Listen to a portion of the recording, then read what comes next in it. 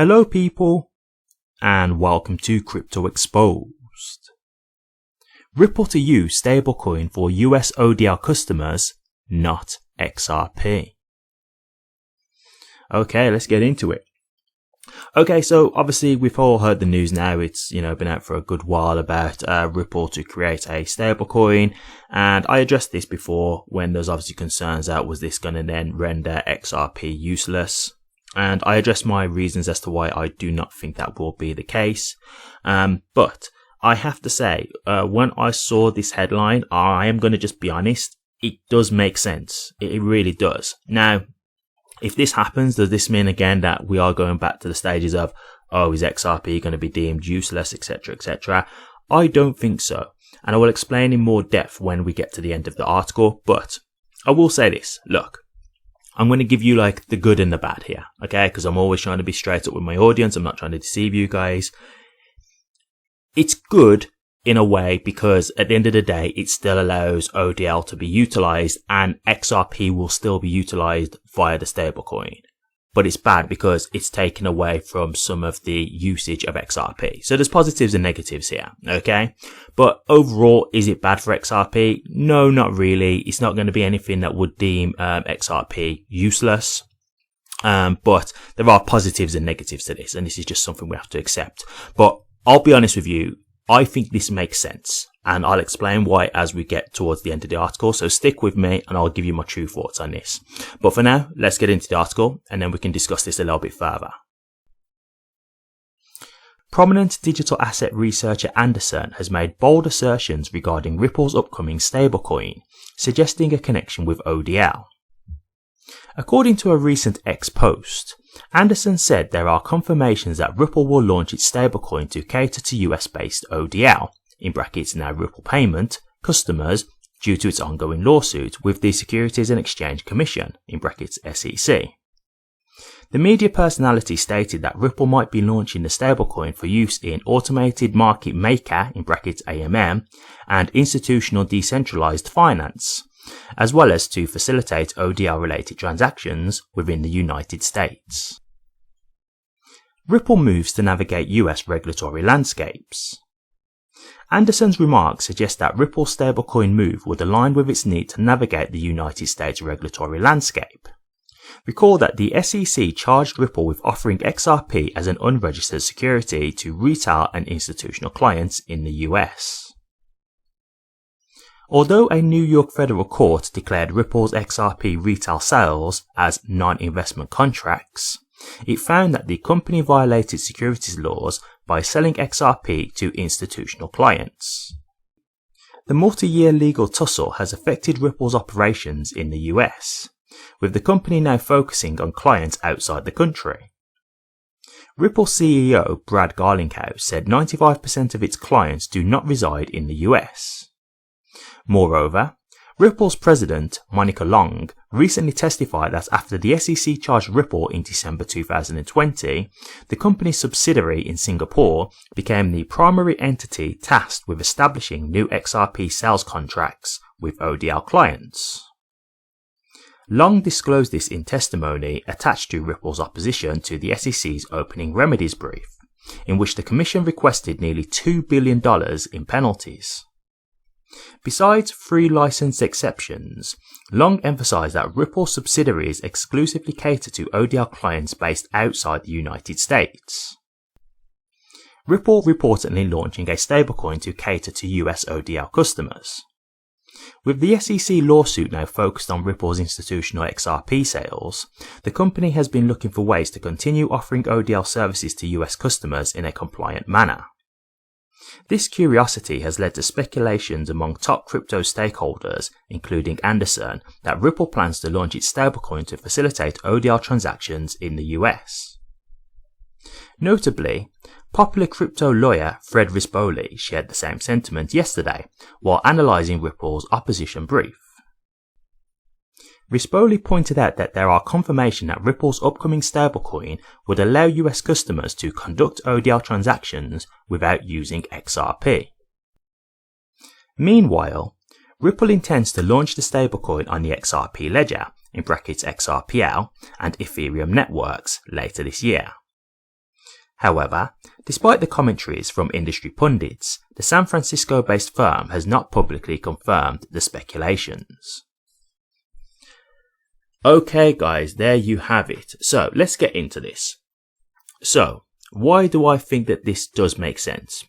Well, if you've been keeping up to date with the current ongoing lawsuit, there was actually something put out in Ripple's response to the SEC, where they've basically admitted that when they were using ODL within the United States, they wasn't using XRP. They were using, I believe they said it was a stablecoin. I know some people were speculating that it could have possibly been Bitcoin, but they were thinking it's either Bitcoin or Tether. So, if we know this, right, we know that they've already replaced XRP in the United States with a stablecoin to do ODL. Well, clearly that tells us that it would make sense that they're thinking, well, hold on. If we're just here just using some other company's, stablecoin to do ODL, and we still want to continue to do ODL, and we are in a lawsuit right now, which we genuinely don't know how it's going to turn out, right? Because let's be realistic here. Judge Torres did rule that the institutional sales were violations of securities. So they have lost on that factor.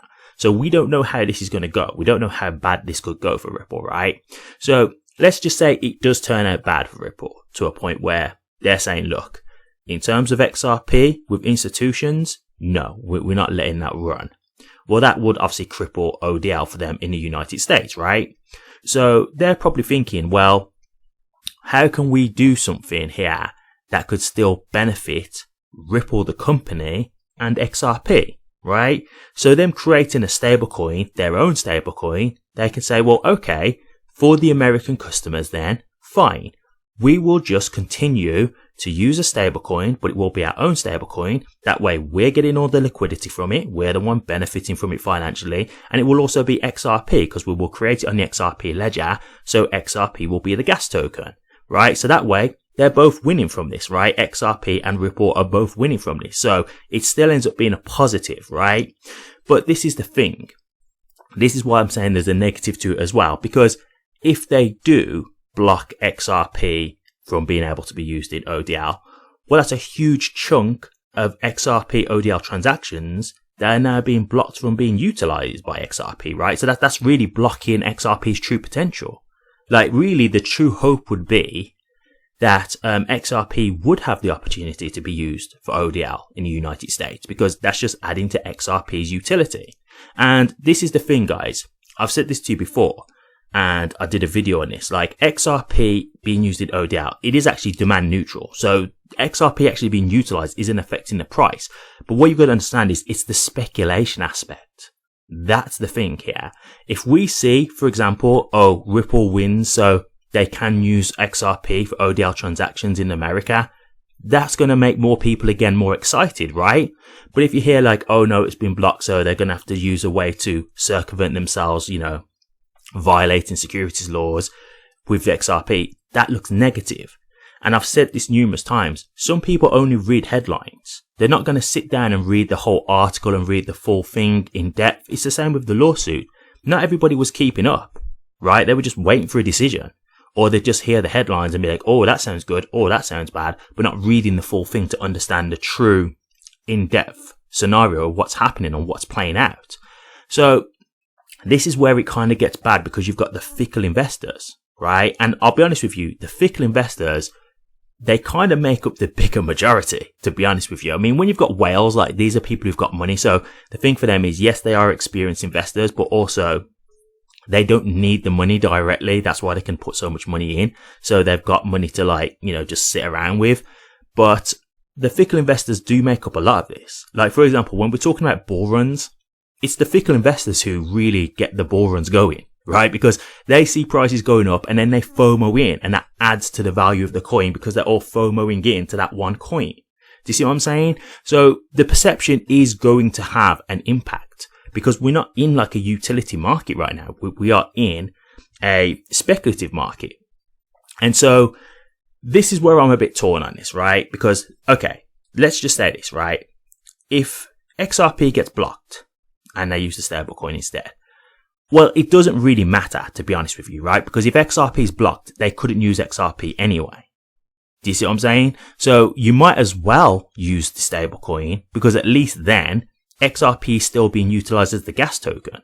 So it will still benefit XRP, but the most we will get is if it's actually being utilized in America by the United States, right? Because that, from perception wise, is going to look a lot more better. It's going to make people more attracted to XRP.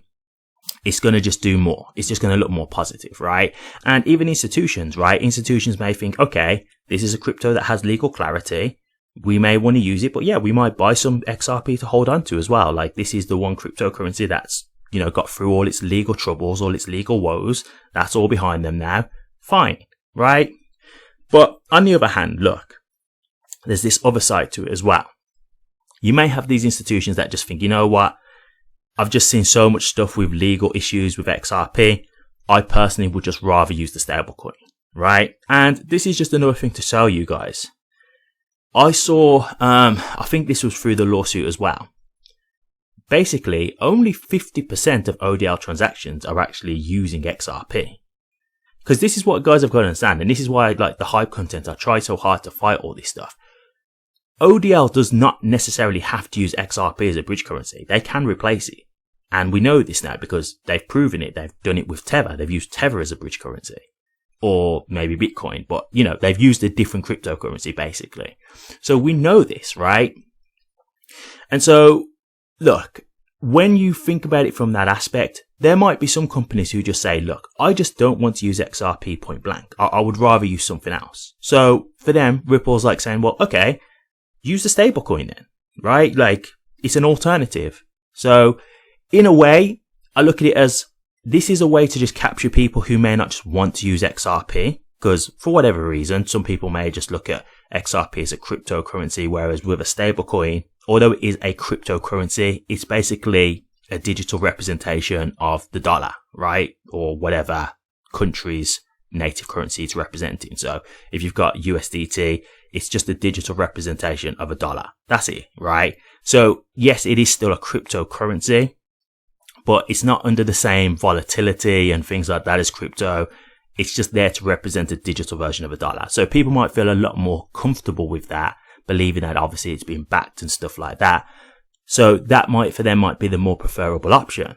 Now, to me, I'll be honest with you, when I look at it from that perspective, well, if they wanted to use something else other than XRP, they wasn't going to use XRP anyway. So have we really lost anything? No.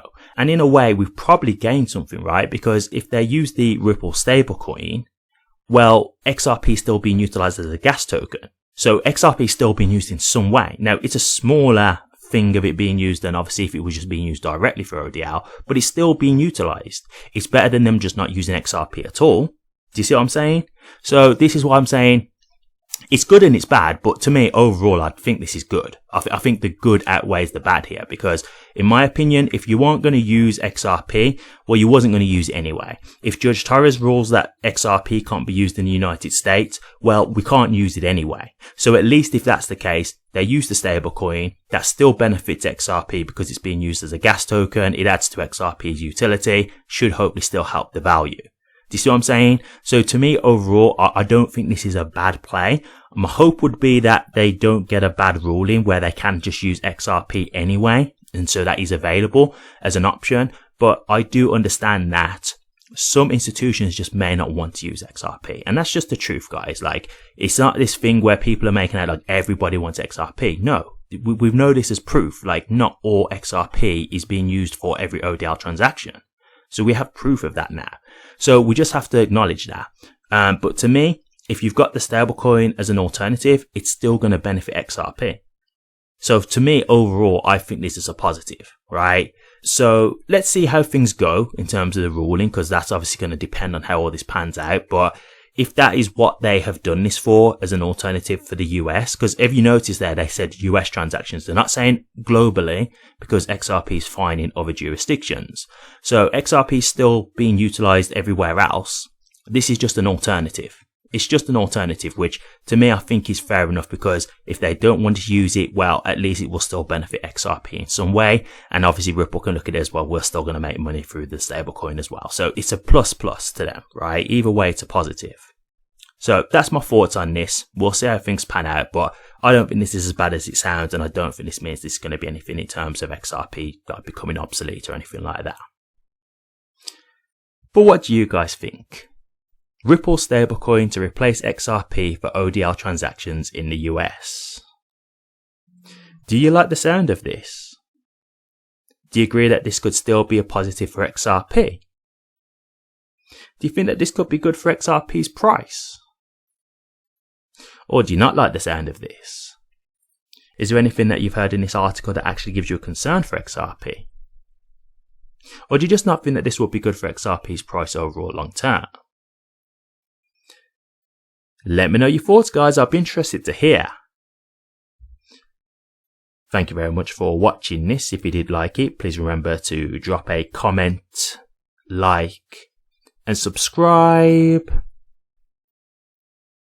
But until next time, take care.